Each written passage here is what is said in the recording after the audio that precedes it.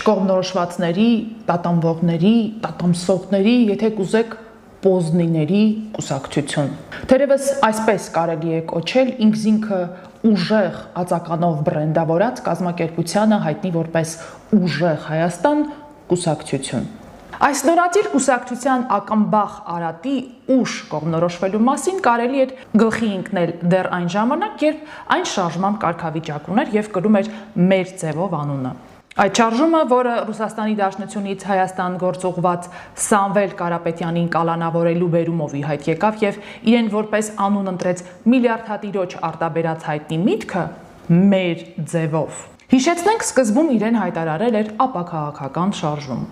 բայց հետո հասկանալով, որ քաղաքագիտական առումով տգիտություն է, եթե չասենք նոնսենս է, դիրքավորվել որպես ապաքաղաքական ուժ եւ քաղաքական ճոխ ամբիցիաներ ունենալ, փոխակերպվեց քաղաքական կազմակերպության, գրանցվեց որպես կուսակցություն։ Այս կարգավիճակում էլ նկատենք Հայաստանի Հանրապետության վարչապետի աթոռին բազմելու ճոխ ախորժակ ունեցող սուբյեկտը Սամվել Կարապետյանը ու նրա թիմը չէին կողմնորոշվում։ Սկզբում կուսակցության անունը դրել էին Հայամետ, դրա ծրագիրն ու կանոնադրությունը պետռեգիստրում հենց այդ անվան ներքո էլ գրանցել էին, բայց հետո փոշմանեցին, եւս մեկ համագումար արեցին եւ անվանափոխեցին, վերանայեցին նաեւ իրենց ծրագիրը, այս անգամ արդեն հռչակվելով Ուժեղ Հայաստան։ Թվում էր, թե ուժեղ ածականն անընդհատ կրկնելով կթոթափեն իրենց չկողմնորոշված լինելու արատը,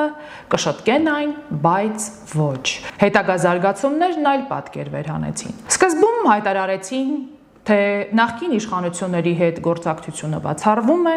բայց հետո պարզվեց, որ կներկայացված նրանց ընտրական ցուցակում մեկու մեջ ներառված են նախկիններից սերող որոշ դեմքեր։ Նախկին նախագահ Ռոբերտ Քոչարյանի գլխավորած Հայաստան Դաշինքի նախկին պատգամավոր Արամ Վարդևանյան, նախկին նախագահ Սերժ Սարգսյանի օրոք Վանաձորի քաղաքապետ դարձած նախկին ՀՀԿ-ական Մամիկոն Ասլանյան, նախկին դեսպան, նախկին մարզպետ Էդգար Ղազարյան, Սահմանադրական դատարանի նախկին դատավոր Հրայր Թովմասյանի սանուհի Գոհար Մելոյան, Սերժ Սարգսյանի ձևավորած Սահմանադրական բարեփոխումների հանձնաժողովի երբեմնի նախագահ Գագիկ Ղազենյանի որդի Դավիթ Ղազինյան, որը նաև նույն Քոչարյանի դաշինքով 2021 թվականին պատգամավոր դարձած ու մանդատը վայր դրած Արթուր Ղազինյանի եղբայրն է։ Ինքը ցուցակը գլխավորող Նարեկ Կարապետյանն էլ թերևս նորություն չէ, նախկին իշխանություն համարվող ՀՀԿ-ի ներկայացուցչի, պատգամավորի, նախկին նախագահ Սերժ Սարգսյանի աշխատակազմի ղեկավարի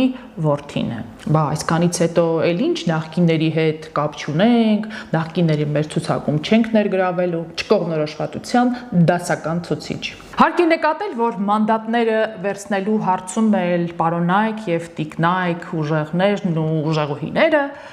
սաստիկ էին չկողմնորոշվում։ Ավելին կողմնորոշվելու հարցում որոշեցին դիմել հնարքի, Տաշիր արենայում նույն կրկեսում հավաքեցին իրենց ձայն տված մի խումբ քաղաքացիների ու հարցրին նրանց հեղինակավոր կարծիքը, վերցնենք թե չվերցնենք։ Ու թեև Տաշիր արենայում հավաքված նրանց աջակիցների մեծ մասի կարծիքով ճիշտը մանդատները չվերցնելն ու փողոց դուրս գալն էր, բայց այս մեր ուժեղները զարկ տալով իրենց չկողմնորոշվածությանը որոշեցին այնուամենայնիվ վերցնել մանդատներն ու գնալ խորհրդարան։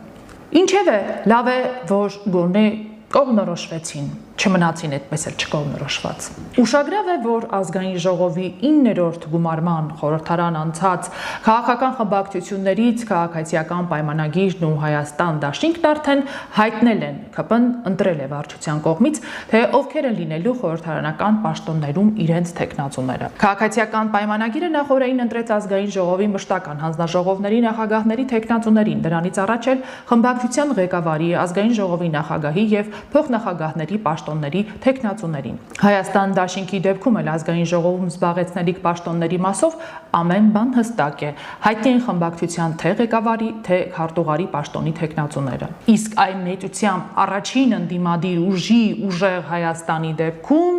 մինչև այս պահը դեռ ոչինչ հայտնի չէ, էլի չեն կողմնորոշվել այս մեր ուժեղները։ Այդ կուսակցությունում, ինչպես ասում են, հլը որ խառն են, տատամսում են, չեն կողմնորոշվում, Յարապ ում առաջադրեն խմբակցության ղեկավարի ու քարտուղարի պաշտոնում ում ազգային ժողովի փոխնախագահի, եթե իհարկե որոշեն իրացնել ԱԺ փոխնախագահ, ԱԺ մշտական հանձնաժողովների նախագահներ ունենալու օրենքով սահմանված քվոտան։ Երբ այս ընթացքում հարցնում էինք ՈՒՀԿ ներկայացուցիչներին, ունեն որոշում խորհրդարանական պաշտոնների մասով, ում տեխնատությունն է քննարկվում, ասենք խմբակցության ղեկավարի պաշտոնում ուժեղները կամ խոսքը կտուրն էին գցում, կամ էլ սառը ընկնում, թե գուցե կարող է կքննարկենք, դեռ չենք քննարկել, կքննարկենք, կասենք մի վրազեք էլի։ Իսկ քննարկումներ ունեցել եք այդ։ Մենք ասում եմ դեռևս այդ որոշումները չենք կայացրել ոչ խմբակցության ղեկավարի, ոչ քարտուղարի, ոչ էլ ղեկավար պաշտոնների, դա որոշումները մի օր նույն օրն են կայացվելու։ Թե երբ է տեղի ունենալու այդ քննարկումը, ուժեղ Հայաստանից չեն շտապում հայտնել։ Սակայն դատելով մամուլի հրապարակումներից, քննարկումը տեղի է ունենալու կամ ուրբաթ, կամ շաբաթ։ Հարսնացուն հյուսիսից ֆիլմի հերոսին հիշեցինք, որն այդպես էլ հիշում եք, հստակ չէր նշում Հարսնացուի մայրը գործողման մեկնած Նատալիա Սեմյոնովնան երբ կգա, завтра или, может быть, послезавтра։ Приедет, наверное, завтра, а может, послезавтра. Николай Джан, так дело не делается, дорогой мой.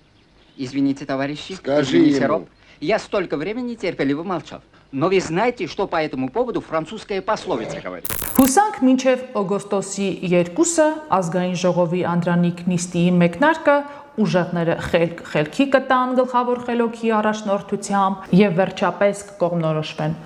ում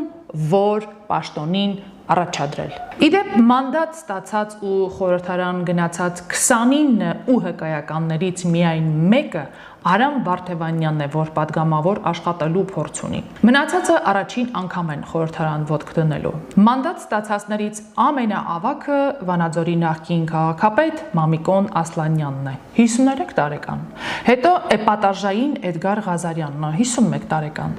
Մնացածը, ինչպես օրերս կայքերից մեկի հետ հարցազրույցում մազդարարել էր նախկին դեսպանը, ըստ լուրերի Սամվել Կարապետյանին իր զարմանազան շուլուխներով ու խորհուրդներով զվարճացնող նույն Էդգար Ղազարյանը գրագետ, ուսյալ, կրթված, երիտասարդական ավյունով, գիտելիքներով, վճռականությամբ համառ պայքարի տրամադրված երիտասարդ գործիչները։ Իդեպ, երբ 2018 թվականի արտահերթ ընտրությունների ժամանակ խորհրդարան անցավ ու մեծամասնություն դարձավ Իմ քայլը խմբակցությունը, որտեղ երիտասարդ դեմքերը գերակշռում էին նախկին իշխանության տարբեր ներկայացուցիչներ, այդ թվում նույն Էդգար Ղազարյանը ծաղրանքով ու հեգնանքով էին արտահայտվում կառավարող ուժի հասցեին։ Ազգային ժողովն էլ համեմատում էին մանկապարտեզի կամ մանկապատանեկան խմբակի հետ։ Ընդհուպ падգամավորների երիտասարդ լինելը համարվում էր ոչ թե արժանիք, առավելություն, այլ արատ եւ պակասություն։ Հիմա պաստորեն այսքան արատով, պակասությամբ, այբով մարդիկ